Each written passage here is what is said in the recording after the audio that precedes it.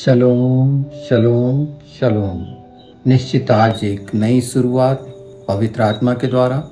पिछले समय में जो हमने मार्ग के विषय में समझा, जो प्रायश्चित और पश्चाताप प्रभु यीशु ने पूरा करके दिखाया। हमेशा सुना जाता है मार्ग, सत्य और जीवन मैं ही हूँ। यूहन्ना 14:6। उसका एक सुंदर हिस्सा हमने मार्ग का पिछले एपिसोड में बहुत अच्छे से समझा था कि मार्ग क्या है, कैसा है, और जब मार्ग समझा था तो चलना भी समझा था। प्रभु यीशु ने कहा था मुझसे सीखो, और ये विशेष था जिस पे ध्यान दिया गया था। हम उससे आगे बढ़ते हैं आज, और सत्य के बारे में, क्योंकि यही तो है कि वो सत्य वाकई हमारे जीवन में है, जिस सत्य के लिए भविष्यवाणी हुई शुरू से नबियों के द्वारा, और पवित्र शास्त्र में प्रत्येक वचन जो यीशुआ है, परमेश्वर है।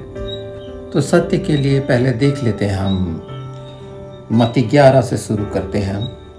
4 से पढ़ूंगा। जब यूहन्ना बपतिस्मा देने वाला भेजता है प्रभु यीशु के पास पूछने के लिए कि हम किसी और की राह देखें या वो तू ही है, तो यहाँ पर हम जो हमारा प्रभु यीशु है, एक परफेक्ट मनुष्य और परफेक्ट खुदा, बिल्कुल मनुष्य के अनुसार वो निर्दोष और निष्कलंक है, और तमाम काम जो प्रभु यीशु ने इस पृथ्वी पे किए, करके दिखाए, वो परमेश्वर ही कर सकता है। इसलिए मनुष्य का पुत्र एक परफेक्ट, जैसा आदम जब तक पाप नहीं किया था तो मनुष्य कैसा था, प्रभु यीशु ने प्रकट कर दिए कि पिता ने जो मनुष्य को अपनी समानता और स्वरूप में बनाया था वो कैसा था, और पाप के आने, अनाज्ञाकारिता के द्वारा वो क्या हो गया, इसको हम आगे देखेंगे। पर यहाँ पर भेजा जा रहा है यूहन्ना बपतिस्मा देने वाले के द्वारा कि पता करें। तो प्रभु ने सीधा साधा जवाब नहीं दिए, उन्होंने जवाब दिया जो पाया जाता है।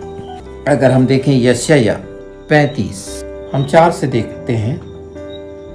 घबराने वालों से कहो कि आओ, बांधो, मत डरो, देखो तुम्हारा परमेश्वर बदला लेने और प्रतिफल देने को आ रहा है। हाँ, परमेश्वर आकर तुम्हारा उद्धार करेगा। शिवा, साल्वेशन, उद्धार।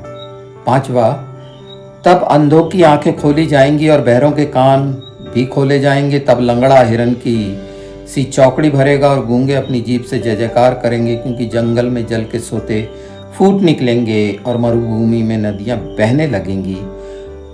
मृग तृष्णा ताल बन जाएंगी और सूखी भूमि पे सोते फूटेंगे।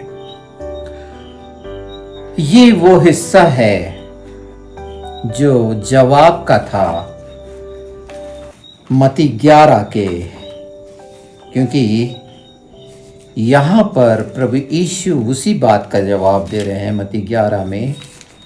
अगर हम इसको देखें तो हर समय प्रभु यीशु ने पुराना अहदनामा, पुरानी वाचा जिसको कहते हैं पहली वाचा, जो परमेश्वर का वचन है, उसके अनुसार जवाब दिया है।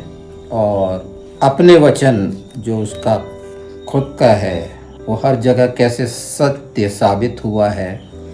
पिछले एपिसोड्स में हमने देखा था कि जितनी भविष्यवाणियाँ हुई हैं वो हर जगह पर प्रभु यीशु ने कोट की और वो पूरी हुई, समय समय पर पूरी हुई। इसी तरह यहाँ पर यीशु ने उनको जवाब दिया था उसी 35 के अनुसार यशायाह, जो कुछ तुम सुनते हो और देखते हो वह सब जाकर यूहन्ना से कह दो कि अंधे देखते हैं और लंगड़े चलते फिरते हैं, कोढ़ी शुद्ध किए जाते हैं और बहरे सुनते हैं, मुर्दे जलाए जाते हैं और कंगालों को सुसमाचार सुनाया जाता है, और धन्य है वह जो मेरे कारण ठोकर न खाए। ये पूरा हुआ। अगर मुर्दे तक जाएं तो लाजर तक हम बिल्कुल चलेंगे कि प्रभु यीशु ने बोला और उसको आज्ञा दी कि बाहर निकल, और मुर्दा सुना और आ गया।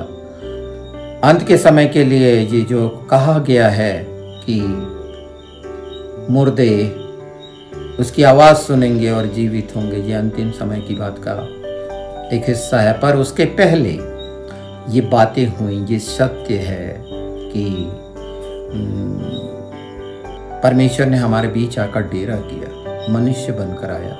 उसकी पहली ये सच्चाई कि वो काम जो वो करता है, और हर जगह मैं रेफरेंस बता दूंगा, पर हर जगह एक मनुष्य को जो महिमा देनी चाहिए अपने बाप को, परमपिता परमेश्वर को, वो प्रभु यीशु ने हर जगह पर ये साबित किया कि जैसे मैं पिता को करते हुए देखता हूँ ये बात। उन समय को जानना तुम्हारा काम नहीं है। दूसरी बात, क्योंकि और उसने समय को बता दिया था कि एक उठाया जाएगा, ऐसा ऐसा होगा, उसे मालूम था वो सब। पर जो काम पिता का है और एक आज्ञाकारी को करना चाहिए, ये सत्यों को जाने, इस सच्चाइयों को जाने कि हम इससे आगे बढ़ते हैं थोड़ा। और उन भविष्यवाणियों में यशायाह 7:14 देख लें, एक बेटा दिया गया। यशायाह 9:6-7 देखें, जब शांति का राजकुमार पेला कहा जाता है, एक कुंवारी गर्भवती होगी और उसका नाम इमैनुएल रखा जाएगा। ये मैं बस शॉर्ट कर दे रहा हूँ। यिर्मयाह 23:5-7 पढ़ लें अच्छे से। यह हुआ हमारी धार्मिकता, और निश्चित ईश्वर के कारण हम उसकी धार्मिकता में हैं। ये सब बातें सच साबित हुई हैं। भजन संहिता 72 को अगर देखें तो वो मसीह के बारे में है पूरा, कि वो मसीह है, खुदा है, मसीह है। और उसकी डिटेल है ये कि जो काम खुदा कर सकता है, उसका सबसे बड़ा उदाहरण कि यहूदियों को ये नागवार गुजरा जब उसने अपने आप को परमेश्वर का बेटा कहा।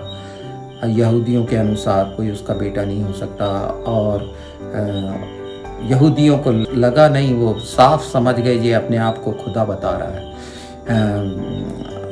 जो 38 साल से चंगा नहीं हुआ था, वो ये सब बातें हम आगे देखेंगे। पर मुख्य बात ये है कि वो परमेश्वर है।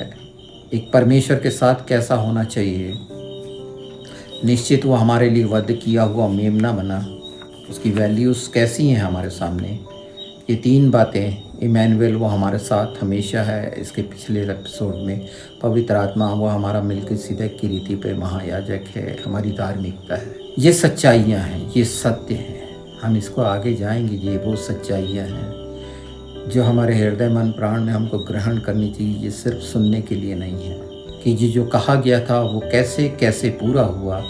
और उसके बाद अगर हम जाएं तो मैं हूँ से शुरू हुआ है। ये एक 3 हिस्से बता दे रहा है कि वो परमेश्वर है, वो मसीह है, और जो कहा गया मूसा को, मैं जो हूँ सो हूँ, या इशेर या अखाद, मतलब मैं जो हूँ सो हूँ। अकेला, अकेला से मतलब तन्हा नहीं, यूनिफाइड, 3 में 1, पिता पुत्र पवित्र आत्मा। लोगों की गलत फहमियाँ हैं ट्रांसलेशन की या समझ की कमी के कारण, उसे एकता मानते हैं। अकेला, तन्हा, परमेश्वर तन्हा नहीं। कोई भी चीज़ परफेक्ट एक हो ही नहीं सकती साइंस के अनुसार भी। तो लोगों के बहकावे में न जाएं। बहुत सारी ऐसी चीज़ें आ गई हैं, पंथ आए हैं जो, क्योंकि अकेला कुछ भी नहीं कर सकता, उसके साथ होना चाहिए था। इसीलिए कहा गया परमेश्वर प्रेम है, उसका प्रेम प्रकट हुआ। आमीन। परमेश्वर प्रेम है, उसके अंदर प्रेम था, वो प्रेम प्रकट किया ईश्वर ने आज्ञाकारिता के साथ। उसी तरह पवित्र आत्मा का आज हमारे बीच में जो काम है, उस वादे के अनुसार कि मैं जाता हूँ और भेजता हूँ, और वो नतीजे हैं हमारे सामने। तो सत्य के बारे में ये मैंने जो रेफरेंस दी हैं इनको बिल्कुल पढ़िए कि एक बेटा दिया गया और वो कैसा कैसा होगा, वो क्या कहलाएगा, इस बात का 2 जगह हमने बहुत अच्छे से समझ सकते हैं। एक सामरी स्त्री ने कही, हाँ तू क्राइस्ट है, मसीह है। नतनेयल ने बोला, हाँ कि तू मसीह है, खुदा का बेटा है। थोमा ने बोला, ऐ मेरे खुदा है, मेरे खुदावन। लोगों ने उसको सजदा किया। तो ये सच्चाइयाँ हैं, इसको नहीं नकार सकते। और उन्होंने अपने काम दिखाए जो परमेश्वर ही कर सकता है, उसके अलावा कोई नहीं कर सकता। कि 4 दिन के मुर्दे को सिर्फ यहूदी जानते हैं कि वो परमेश्वर ही जीवित कर सकता है। उनके लिए बहुत खतरे की घंटी हो गई थी, उन्हें ताज्जुब हो रहा था ये। पर वो क्यों हो रहा था, ये क्यों किया गया, परमेश्वर की योजना के अनुसार हम उसमें नहीं जा रहे, पर सत्य को जान रहे हैं कि वो बातें सिर्फ परमेश्वर कर सकता था। मट्टी से आग बना कर लगा देना, ये मट्टी से बना हुआ, मतलब हर जगह साबित कर रहा था। ये बहुत लंबा, इसमें जाने की ज़रूरत नहीं है। ये हमारे लिए खुशी की बात है, सबसे आनंद की बात है ये सुसमाचार कि हमारे लिए एक बेटा जन्मा। अनुग्रह के कारण वो देदारी होकर हमारे बीच में डेरा किया। ये सबसे सुंदर बात एक मनुष्य के लिए है जिन्होंने ग्रहण कर लिया है, सचमुच में जिन्होंने ग्रहण कर लिया, सत्य को जान लिया है, उस प्रेम और इस सब बातों को जान लिया, उसके लिए ये सबसे आनंद की बात है। लोग सत्य को जानने के लिए भटकते हैं और नाना प्रकार के पता नहीं क्या क्या होता रहता है, पर हमारे सामने, हमारे हाथ में वो जीवित वचन है, एक सच्चाई हमारे साथ है। ये रेफरेंसेस बिल्कुल क्लियर हैं जो सत्य के लिए हैं। जहाँ उसने कहा मैं हूँ, वो मैं ही हूँ। सामरी स्त्री को भी बोला मैं हूँ, सिर्फ परमेश्वर ने कहा वो मैं हूँ। जब लाजर मर गया था और मार्था और उसका मरियम का वो हिस्सा देखेंगे जो, तो बहुत साफ समझ में आएगा वहाँ पर कि हाँ, हम वो जब पुनरुत्थान और जीवन मैं ही हूँ कहा गया था प्रभु यीशु के द्वारा, तो हाँ वो आएगा तो बता देगा, नहीं वो मैं ही हूँ, क्या तू विश्वास करती है? ये शब्द, ये मैं हूँ का दावा, यहाँ पूरे मैं दावे की बात कर रहा हूँ। खुदा का दावा होना, मसीह का दावा होना, वचन का दावा, ये सच्चा दावा, ये वचन के अनुसार है, ये किस्से कहानी नहीं है। ये होने वाली प्रत्येक घटना इसका प्रमाण है कि उसने उस समय भी बोला था जब चेलों के पांव धो रहा था, मैं हूँ। यहोवा के लिए जो नाम अगर हम देखें लिया गया है, तो ये शब्द ग्रीक में कोरियास वगैरह है। यूहन्ना 11:25 लाजर के लिए। और पर सबसे सुंदर बात है कि जहाँ कहीं भी एक दूसरे को महिमा देने की बात है, यीशु ने उन बातों के लिए परमेश्वर को महिमा दी। परमेश्वर ने हमेशा जब भी आया, ये मेरा प्रिय पुत्र है, इसकी सुनो, बस ईश्वा की सुनो, वचन की सुनो। वचन बात करता है निश्चित, कल्पना, और ये सत्य जब पूरी रीति से हम ग्रहण करेंगे।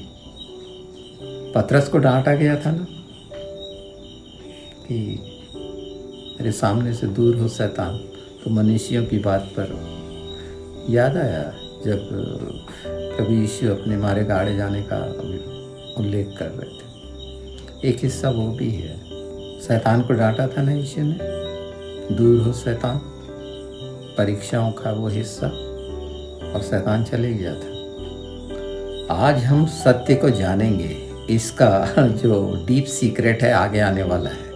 ये यही नहीं, ये तो वो बातें हैं जो पवित्र शास्त्र में उसके खुदा होने को दिखाती है, परमेश्वर होने को दिखाती है, उसके मसीह होने को दिखाती है,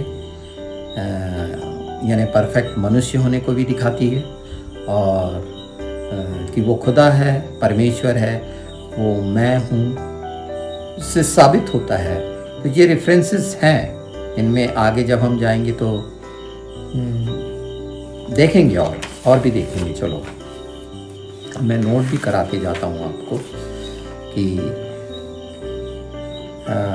जो 32 में बोला गया है व्यवस्था 32 में 32-39 में देखो, वो सब जो परमेश्वर कर सकता है वो प्रभु यीशु ने कहा और करके दिखाया। यूहन्ना 5:6 ये बिल्कुल बहुत अच्छे से कहना है, 21, 22, 25 और यूहन्ना 6:40 उसका 35, अंतिम दिन जिंदा कर देना ये कौन कर सकता है? परमेश्वर कर सकता है। अंतिम दिन जिंदे होंगे, ये वो सच्चाइयाँ हैं जो कहीं से भी कोई भी गलत साबित नहीं कर सकता। अब हम ये जो सच्चाइयों को जान लिए हैं, और इसमें बहुत सी बातें इंक्लूड है, अगर हम इनको बहुत ईमानदारी से यही रेफरेंस जानेंगे तो बहुत साफ साफ है इसमें कि जहाँ 17:1 में 1 से 3 में देखें, हमेशा की ज़िंदगी देने वाला, अनंत जीवन देने वाला।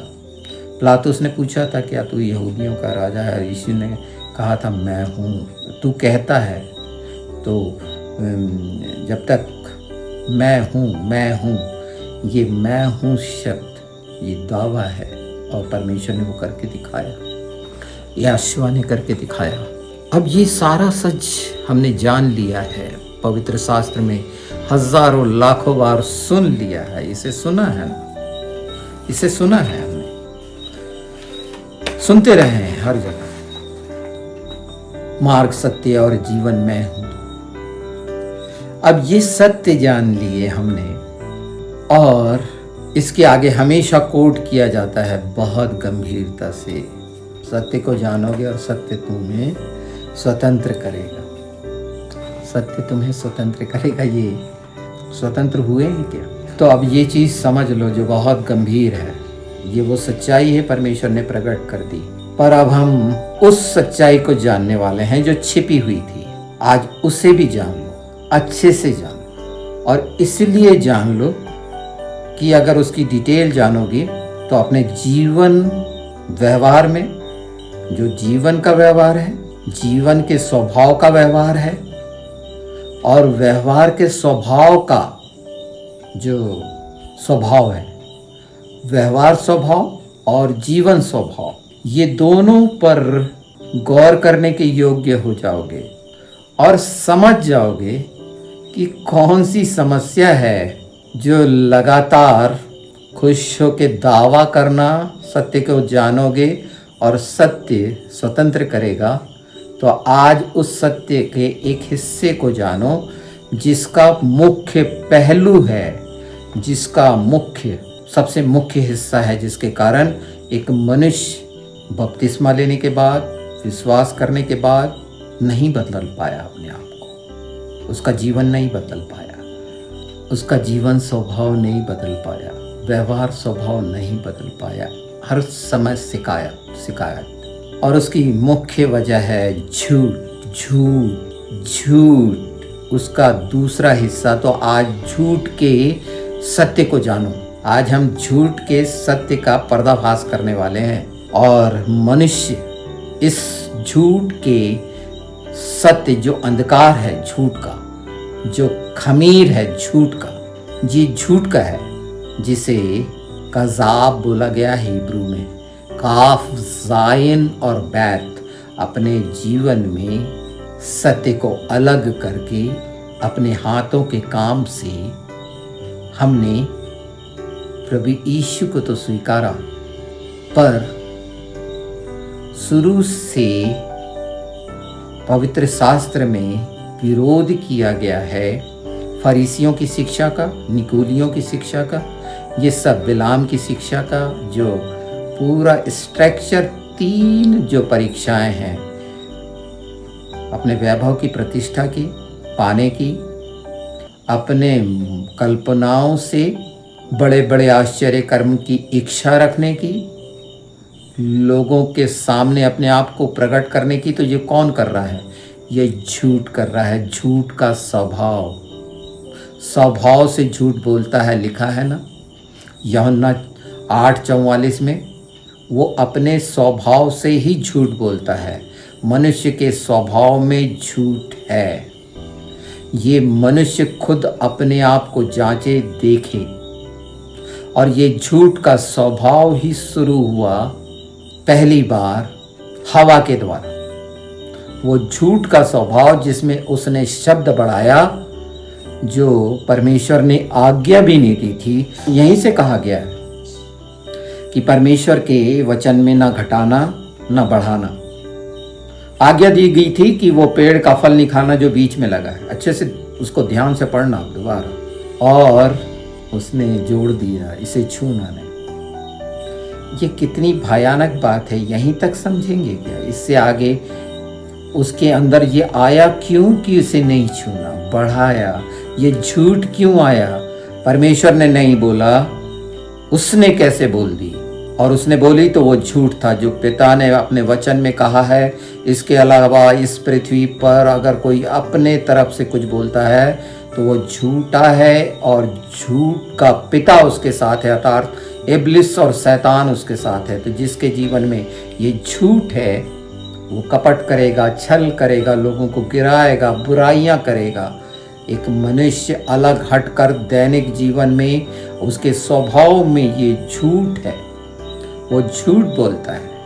अगर हम थोड़ा सा रेवलेशन में चले जाएं, रेवलेशन 3:9 और 21:27 और 22 में देख लें तो झूठों का गढ़ने वाला 21:27 कहता है कि ये झूठों के गढ़ने वाले और झूठ बोलने वाले स्वर्गीय राज में प्रवेश नहीं पाएंगे। क्यों?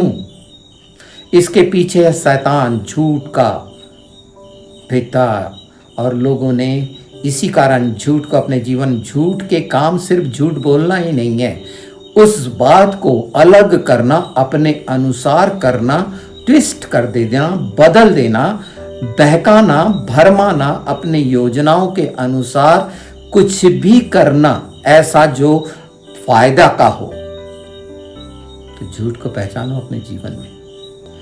अगर झूठ को पहचान लिए तब तुम सत्य को जानोगे और स्वतंत्र होगे। ये झूठ का सच जान लो आज। और क्यों नहीं खत्म हो रहा है? याकूब 3:14 में क्या कहा गया है? क्या क्या नहीं करना। और उसमें बार बार झूठ बोलने वाले मुंह से, छली जीभ से। तो ये झूठी युक्तियां निकालना, भजन संहिता 4:2 बंद कर दो। अपने अंदर, अपने परिवार में मसीही कहलाते हो। सच का एक पूरा हिस्सा पवित्र शास्त्र में बता दिया कि हमें अनंत जीवन का स्वामी मिला, जिसके वादे सच हैं, जो जीवित हुआ उसके प्रत्येक बात सच है।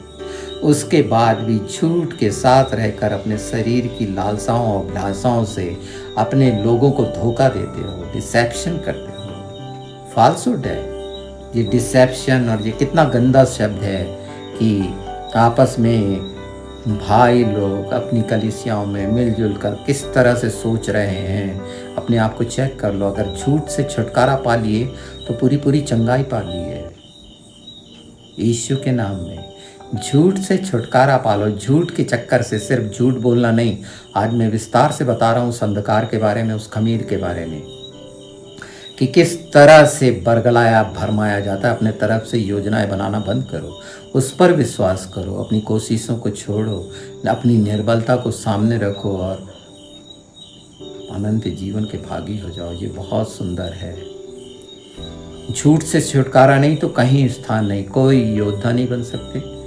प्रार्थनाओं का जीवन झूठा रहेगा, हर चीज फॉल्स रहेगी आपकी। अगर झूठ जीवन में है और झूठ के पहचान बता दी, झूठ की पहचान, तो आज जान लो ये झूठ का सच ये है वो जो रोक देगा अनंत जीवन के लिए। और रोक रहा है लोग कर्जदार और नाना प्रकार की परेशानी, और किस तरह से उस आशीष को लेने से वंचित हो रहे हैं। हर दिन के अनुग्रह को, सब प्रकार के अनुग्रह को लेने से वंचित हो रहे हैं, उस अभिषेक में रहने से वंचित हो रहे हैं जो मिल रहा है। आज क्या हजारों लाखों लोगों को के गवाहियां देखो, 7 बजे के समय हाथ उठाकर सिर्फ धन्यवाद दे रहे हैं और छुटकारा पा रहे हैं। तो उसमें से एक हिस्सा ये झूठ का है, उससे भी छुटकारा पा लो। यीशु के नाम में सच्चाई को स्वीकार करो, इस सच्चाई को स्वीकार करो कि ठीक है, नहीं मैं पापी था पापी था, बहुत अच्छी बात है, उसके लहू से हमने छुटकारा पा लिया। आज हमने झूठ को जान लिया है, किसी चीज की जरूरत नहीं पड़ेगी, किसी बात की जरूरत नहीं पड़ेगी। पवित्र आत्मा के काम अपने सामने प्रकट देखोगे, झूठ का पर्दा जब तक अपने अंदर बनाए रखोगे, कुछ भी नहीं, कुछ भी नहीं। इस सच्चाई को स्वीकार कर लो, इस सच को जान लो। इस पे बहुत सा बोला जा सकता है, बहुत बताया जा सकता है। अगर सचमुच में हम बोलते हैं कि उसके प्रेम से हमको कोई चीज़ अलग नहीं कर सकती, जो रोमियो में कहा गया है 8:30 से 36, कितना सुंदर दावा करता है एक मनुष्य, चाहे ऊंच हो। हमने पिछले समय देखा, हर ऊंची कल्पनाओं को हम नीचे करते हैं। एक नाबालिग जैसा क्यों कर रहे हैं? वारिस बनो, अधिकारी बनो, एक उसके एम्बेसडर बनो, जो हो याजक जो हो। ये भेद क्यों लाते हो अपने अंदर, और अपने ही लोगों से क्यों चालाकियाँ करते हो, छल करते हो, धोखा देते हो उनको? ये झूठ के कारण, ये झूठ तुम में जो बसा हुआ है, और झूठ बसा हुआ है मतलब तुमने सत्य को पिता नहीं माना, झूठ को स्वीकार करा है। तो आज मैं चाहूँगा कि इस बात पर ध्यान दो और देखो, उसी समय परमेश्वर का हाथ बढ़ा हुआ है, छुटकारा पाओगे। और वो सब जो उसके घेरे में, उसके जाल में फंसे हो। निम्रोद को कहा गया है बाइबल में सबसे बड़ा शिकारी, शिकारी जो छिप के आता है, घात करता है, रूप बदलता है। ये जो हारा हुआ है इतना घिनौना है। मैंने बार बार कहा है, अगर घृणा ही करना है तो उस दुष्ट से करो, वो इतना घिनौना है। शुरू में बता दिया था कि यीशु निर्दोष और निष्कलंक उसने साबित करा। वो पहला आदम था, वो हम थे, और उसके बावजूद भी अगर हम फिर झूठ के साथ उस फल के साथ हैं और जीवन का पेड़ नहीं लगा है। इसके पिछले एपिसोड में ये सब गंभीर बातें जो पवित्र शास्त्र की हैं, ये उपदेश की नहीं है, ये सुसमाचार की हैं, अनंत जीवन के सुसमाचार की हैं, और पवित्र आत्मा के काम प्रकट हैं उसके लिए, वो पूरे पूरे छुटकारे के लिए, और लोग पा रहे हैं। बहुत आने वाले समय में लाइव स्ट्रीमिंग होगी, और ये सिर्फ चंगाइयों के लिए नहीं कि शारीरिक, मानसिक, आत्मिक, ये आत्मिक चंगाई, झूठ से छुटकारा पाना। अपने आप से वादा करो, कम से कम 7 बजे उसके सामने हाथ उठाओ, सब लोग रहते हैं, और देखो उसका चमत्कार एक्चुअल, और छुटकारा पालो, छुटकारा पालो, और एक आनंद और सुखी और शांति का जीवन इस पृथ्वी पे बिताओ और वहाँ भी बिताओ। हमारा आशा, भरोसा, विश्वास वो है दृढ़ कर चट्टान है। जिस सब बहुत बातें कही जा सकती हैं, पर आज हमको पवित्र आत्मा का धन्यवाद करना चाहिए ईश्वर के नाम में कि उस सच को जाने और झूठ के अपने जीवनों से अलग कर दो इस घिनौनी चीज़ों को। और उसका स्वभाव नम्रता का, दीनता का, वो कैसा दीन है पिछले बार में बताया गया है एपिसोड्स में। ये पिछले एपिसोड अच्छे से चेक करो और एक जीवन जीना शुरू कर दो। मरेपन से निकल आओ। जब तक झूठ तुम्हारे जीवन में है, तुम कहने की मसीह हो सकते हो, पर तुम जीवन नहीं जी रहे, ना अनंत जीवन में प्रवेश पाओगे अगर झूठ को साथ रखे रहोगे। ये मत सोचो कि आखिरी में हम पश्चाताप कर लेंगे, नहीं। अब प्राण को बचाने के चक्कर से बचो यीशु के नाम में। निश्चित आप सब जो सुन रहे हैं, मुझे उम्मीद है कि इस नए पहलू को समझेंगे और अपने जीवन से झूठ को अलग करने की कोशिश करेंगे, जो बात बात पर झूठ और चालाकियाँ और सब एक दूसरे को गुमराह करते हो। यीशु के नाम में ये सब बातें मैं आप लोगों के सामने रख रहा हूँ। वह हमेशा देखता, सुनता है, जानता है। उसका भय मानना सीखो। एक बार मैंने बोला था, आओ मैं उसका भय मानना सिखाऊँ। एक जगह ये भी बोला है कि मैं छड़ी लेकर आऊँगा उस नम्रता के साथ। तो ये बहुत प्यारी छड़ी है, इससे शांति मिल जाएगी, वो शलोम मिल जाएगा, फुलफुलनेस मिल जाएगी यीशु के नाम में। आमीन।